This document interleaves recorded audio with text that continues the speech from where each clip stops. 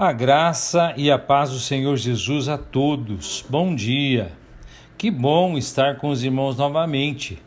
Agora para meditarmos no livro do profeta Malaquias. Aqui com vocês, o professor Fábio Machado. E estarei expondo do capítulo 1 até o capítulo 4, ou seja, todo o livro de Malaquias. Malaquias, cujo livro leva seu nome, significa meu mensageiro ou mensageiro de Yahvé. Ele profetizou depois do cativeiro. Além disso, a leitura de suas declarações deixa claro que ele profetizou depois de Ageu e Zacarias. Ficamos sabendo que o templo foi totalmente concluído e que a adoração no templo com os sacerdotes foi restaurada por vários anos. Depois que a influência benéfica de Esdras e Neemias passou, o povo começou a entrar em declínio e as condições que o profeta repreendeu foram resultado dessa apostasia. Com relação à data da profecia, acredita-se que ocorreram entre 433 e 424 a.C. Como a última voz profética do Antigo Testamento, Malaquias, em uníssono com todos os outros profetas, anuncia a vinda do Messias e aponta mais uma vez para ele. A próxima voz profética, após os 400 anos de silêncio, é a voz no deserto, o arauto do rei, de quem Malaquias previu que viria. Mas a mensagem de Malaquias é esmagadoramente condenatória. O grande princípio moral revelado neste livro é a insensibilidade do povo àquilo que Yahvé era para ele, e a indiferença à sua própria iniquidade, sua falta de reverência e seu desprezo por seu Deus. No capítulo 1, dos versos 1 a 5, a mensagem de Malaquias começa com a declaração sublime: Eu te amei, diz Yahvé. É a mensagem para Israel. Esse amor está escrito em todas as páginas de sua história. Moisés lhes havia dito: Só o Senhor teve prazer em teus pais para amá-los, e ele escolheu a sua descendência depois deles, sim, vocês, acima de todos os povos, como hoje é o dia. Lá em Deuteronômio, no capítulo 10, verso 15. E como pôde esta geração, trazida de volta pela misericórdia divina lá da Babilônia, a geração que havia ouvido as palavras maravilhosas de Ageu e Zacarias, poderia responder descaradamente: Em que nos amaste? Então o Senhor, com sua infinita paciência, respondeu-lhes: Não era Esaú irmão de Jacó? Diz Yahvé. Todavia, eu amei Jacó e odiei Esaú, e destruí as suas montanhas e a sua herança para os dragões do deserto ou os chacais do deserto. Essa declaração nos leva de volta a Gênesis, mas em vão procuramos essa declaração naquele primeiro livro da Bíblia. Embora seja citado também no capítulo 9 de Romanos, não é encontrado em nenhum lugar com relação à história do nascimento dos gêmeos. Não significa, entretanto, que a escolha de Deus foi determinada pelo caráter do indivíduo. Isso tornaria o homem o governante e não Deus. É a escolha de Deus fazer o bem onde e como lhe agrada. Nunca é o propósito de sua vontade odiar alguém. O ódio contra Esaú é mencionado nesse último livro, porque era bem merecido. Depois de toda a oposição e desafio a Deus que os descendentes de Esaú, Edom, haviam manifestado. Mas também o amor com que Jacó era amado não era merecido. Seu amor por seu povo havia sido totalmente manifestado, assim como seu descontentamento contra Edom, por devastar suas montanhas e sua herança. E todas as suas tentativas de reconstrução falharam. Deus estava contra ele, por causa dos caminhos perversos de Edom.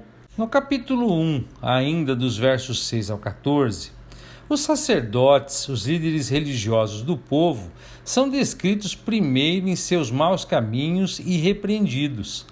Mas a repreensão inclui todo o povo.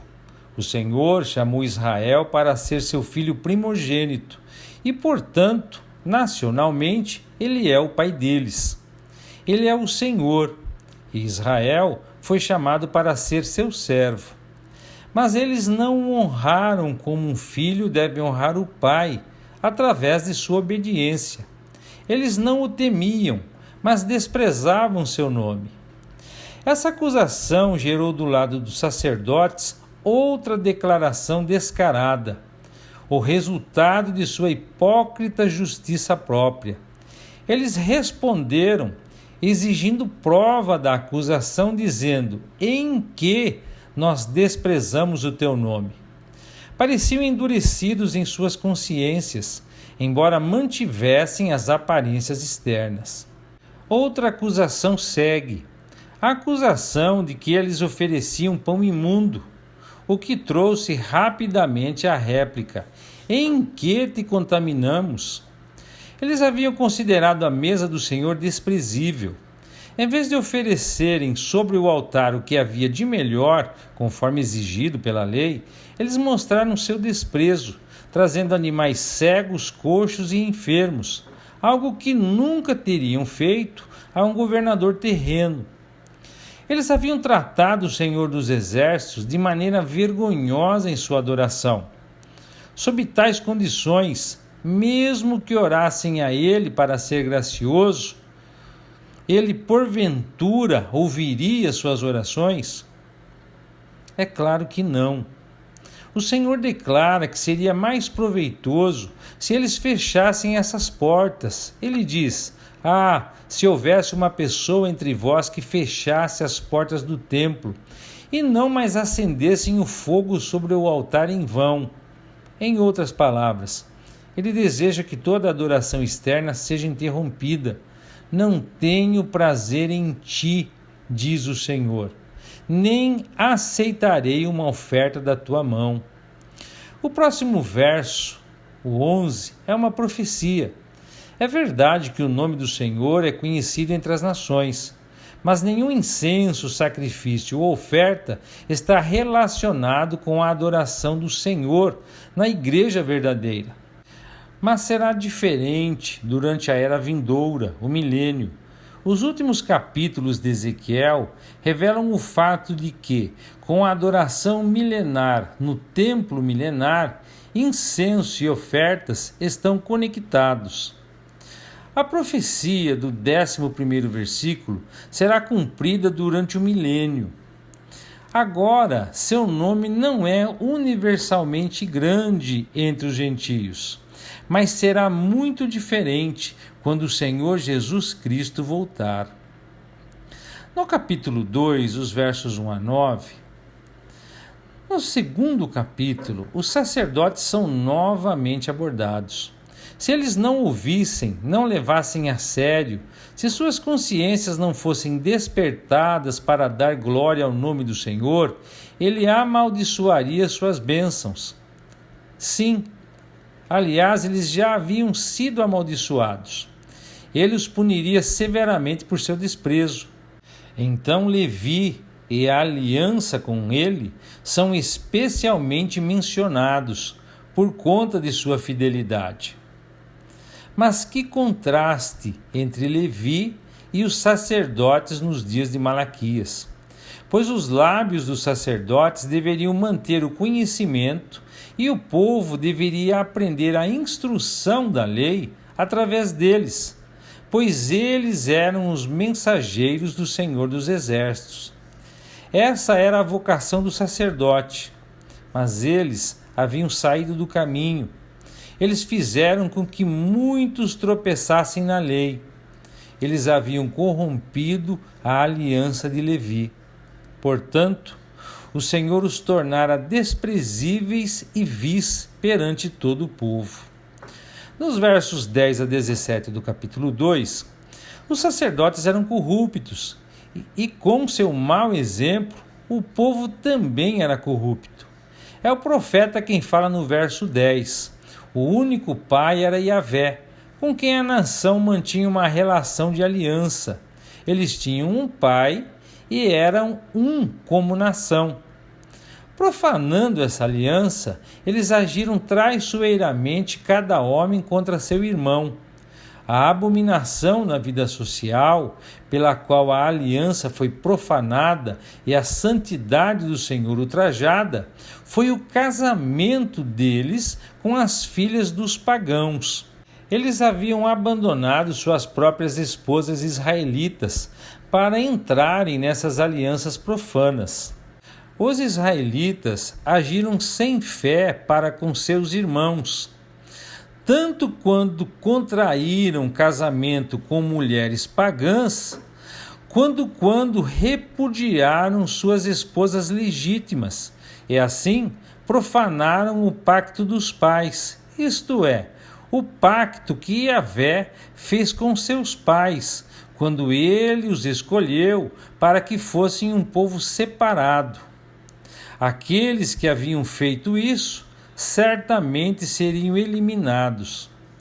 O verso 13 descreve o choro e as lágrimas das esposas judias abandonadas.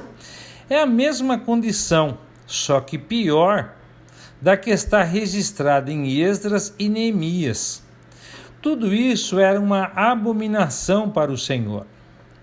E quando foram repreendidos por essas condições sociais e atos perversos, eles poderiam se questionarem entre si: por quê? Eles estavam tão endurecidos que não podiam ver porque eram os culpados. O difícil 15º versículo se refere à relação matrimonial, na qual Deus faz dos dois um. E por que um? Para que o Senhor pudesse buscar uma semente piedosa para perpetuar aqueles que são piedosos. Parecia que o remanescente que o temia estava sendo influenciado por essas práticas corruptas. Daí o aviso. Portanto, atente para o seu espírito e não deixe ninguém agir traiçoeiramente contra a esposa de sua juventude. No capítulo 3, dos versos 1 a 6, nesse capítulo e no próximo, temos as profecias de Malaquias quanto ao Messias e seu precursor. O último verso do capítulo 2, ou seja, do capítulo anterior, o verso 17, pertence corretamente a este capítulo. E diz: tendes enfadado o Senhor com vossas palavras. No entanto, dizeis: em que o cansamos? Quando dizeis: todo aquele que faz o mal é bom aos olhos do Senhor, e ele, o Senhor, se agrada deles. Ou, onde está o Deus de julgamento? Esta última pergunta ousada, produzida por seu orgulho arrogante e autoconfiança, é que abre o caminho para a mensagem profética deste capítulo. Onde está o Deus de julgamento? E a resposta divina é: eis que enviarei o meu mensageiro, e ele preparará o caminho diante de mim, e o Senhor, a quem vós buscais, virá repentinamente a seu tempo. Sim, o mensageiro da aliança, em quem vos agrada. Eis que ele virá, diz o Senhor dos Exércitos. Esta profecia foi cumprida na pessoa de João Batista, como o arauto de sua primeira vinda. Ainda que esta profecia, considerada à luz da profecia no capítulo 4, a respeito da vinda de Elias, ainda precisa ser totalmente cumprida. João Batista não era Elias. Elias ainda está por vir e fazer sua obra antes do grande dia do Senhor. O mensageiro é seguido pelo Senhor, o anjo da aliança, que é o mesmo anjo do Senhor que apareceu frequentemente na história passada de Israel, e geralmente na forma de um ser humano. O anjo do Senhor é o Filho de Deus em suas manifestações pré-encarnacionais, ou seja, antes de o Verbo se tornar carne e habitar entre nós na pessoa do Senhor Jesus. Ele é anunciado aqui como o anjo da aliança. A nação não acreditou em sua vinda e perguntou: onde está o Deus de julgamento? Eles haviam pedido por ele.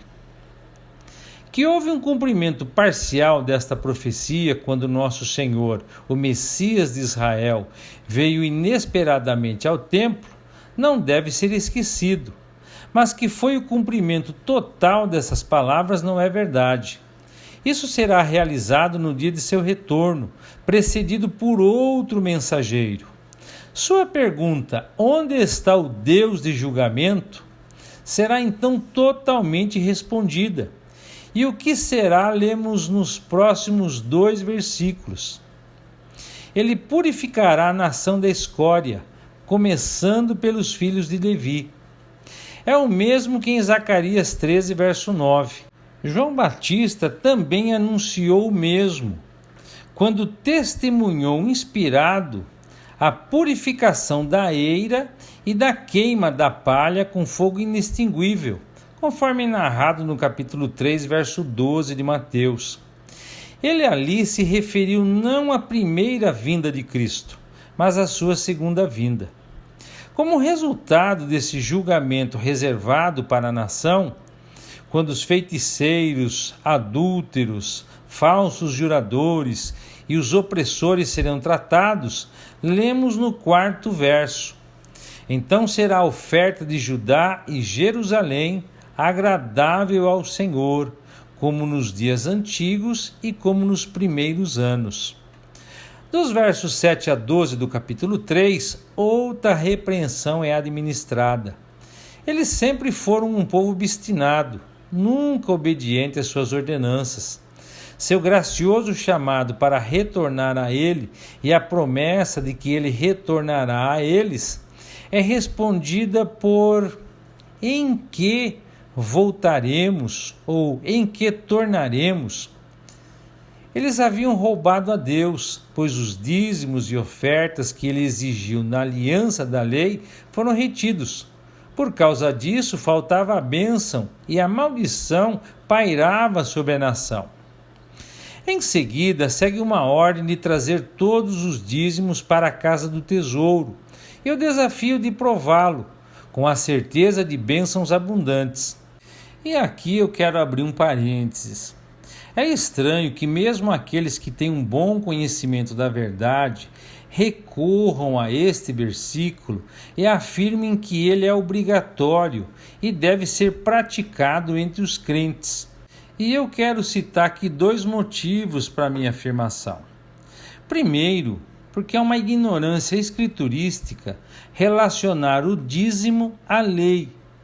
Porque nós já lemos lá em Gênesis capítulo 14, versos de 17 a 20, que Abrão entregou seus dízimos a Melquisedeque, alguns séculos antes da lei ter sido entregue a Moisés. Precisamos compreender que a lei só regulamentou algo que já existia e era praticado.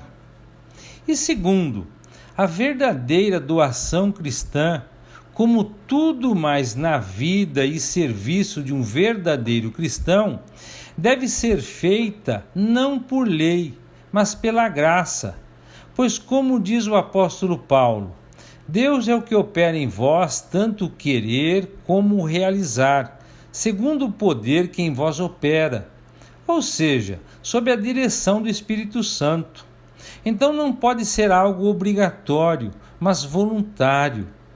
O cristão deve dar com alegria, dando conforme o Senhor o fez prosperar, comunicando-se com os outros, fazendo o bem, lembrando-se dos pobres, ministrando nas coisas temporais aos que ministram nas coisas espirituais. Mas todas estas doações devem estar sob a direção do Espírito de Deus e nunca limitada ao dízimo. Continuando aqui o texto, chegará o dia em que o seu povo terreno atenderá às necessidades da casa do tesouro, um termo judaico, de modo que haverá um suprimento abundante de sacrifícios. Isso será no dia futuro de sua restauração, quando o devorador será repreendido. É nessa época, quando chegar o milênio, que todas as nações os chamarão de bem-aventurados, quando serão uma terra deleitosa. Isso nunca aconteceu, desde que foi escrito pela pena de Malaquias. No capítulo 3, dos versos 13 a 18, o Senhor agora reclama das coisas terríveis faladas contra ele. E quando eles se fazem de desentendidos, Deus repete suas palavras. É inútil servir a Deus. Que vantagem temos em servi-lo e obedecê-lo? Sendo assim, felizes são os arrogantes, que, embora sendo maus, prosperam e saem impunes aos olhos de Deus. Mas em meio a todas essas condições morais terríveis, encontramos uma imagem agradável de uma porção piedosa, a quem o Senhor menciona de maneira especial. Haviam ainda aqueles que temiam o Senhor, não simpatizavam com as práticas perversas de seus irmãos, não compartilhavam do desprezo e incredulidade manifestados pelas bases do povo. Eles se reuniram para honrá-lo, para ler sua palavra, para invocar o Senhor. E o Senhor os ouviu, ficou satisfeito com eles e registrou seus nomes num livro memorial. A escrituração contábil da glória de Deus. Ele tem uma promessa especial para eles. E eles serão meus, diz o Senhor dos Exércitos, naquele dia em que os farei as minhas joias, e poupá-los-ei como um homem poupa seu filho que o serve. Como vimos, esta será a diferença entre o justo e o perverso, entre o que serve a Deus e o que não o serve. No capítulo 4, dos versos 1 a 6, está a mensagem final da palavra profética do Antigo Testamento. O dia, aquele dia vindouro do Senhor, tão frequentemente mencionado em todas as partes do Antigo Testamento, é mais uma vez trazido diante de nós. É o dia do fogo, o dia do ajuste de contas com os ímpios, que serão consumidos como restolho. Mas aquele dia traz não apenas o fogo do julgamento, o encerramento do dia do homem, o destronamento do mal, mas será também o dia do nascer do sol. O sol da justiça nascerá com cura em suas asas. O sol da justiça é o Senhor Jesus Cristo. É o lindo símbolo de sua vinda pessoal, visível e gloriosa, para inaugurar aquele dia, que durará 1000 anos, nos quais ele governará em poder e glória. O Velho Testamento nada sabe sobre sua vinda como a estrela da manhã. Essa vinda é revelada exclusivamente no Novo Testamento em relação à sua igreja.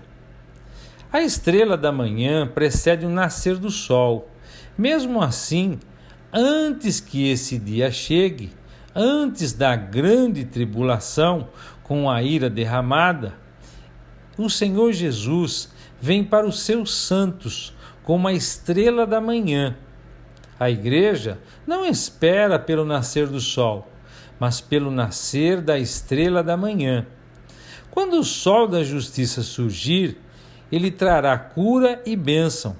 Seu povo terreno o espera, o remanescente, que se encherá de alegria e se alegrará como bezerros, enquanto os ímpios serão pisoteados. O capítulo inteiro é uma profecia futura. Embora tenha havido um cumprimento parcial do primeiro versículo do terceiro capítulo, como nós vimos, tudo nesse capítulo final aguarda seu cumprimento. Elias, o profeta, é anunciado. João Batista veio no espírito e no poder de Elias, mas ele não era o Elias prometido aqui. Se quereis receber, disse nosso Senhor, este é o Elias que deve vir. Foi um testemunho de fé e não o cumprimento da profecia de Malaquias. Se os judeus tivessem aceitado a Cristo, João então teria sido Elias. Nosso Senhor dá testemunho disso. Elias verdadeiramente virá primeiro e restaurará todas as coisas. Mas eu vos digo que Elias já veio e não o conheceram, mas fizeram-lhe tudo o que quiseram. Da mesma forma, também o Filho do Homem padecerá por eles. Quando a era se encerrar, outra aparecerá.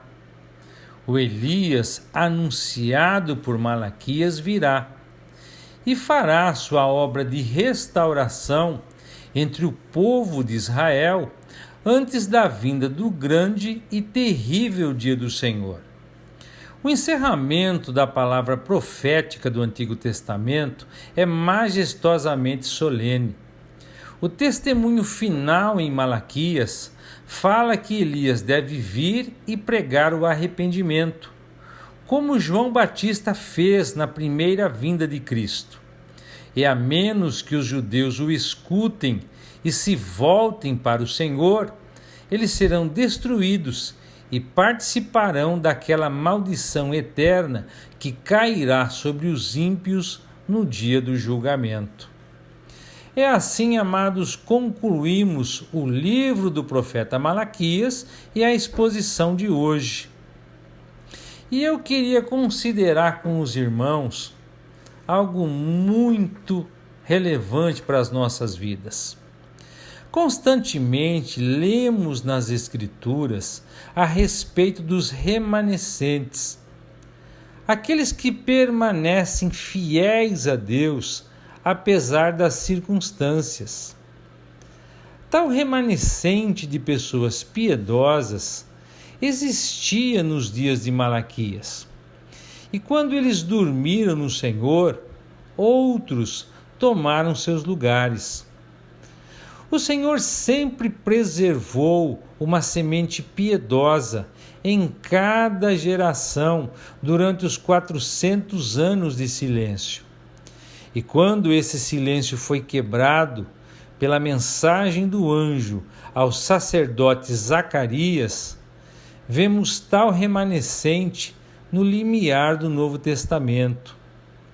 Os bons e velhos Ana e Simeão, os pastores e outros que pertenciam a este remanescente, esperavam ansiosos, sempre tementes a Deus. E assim será antes de sua segunda vinda.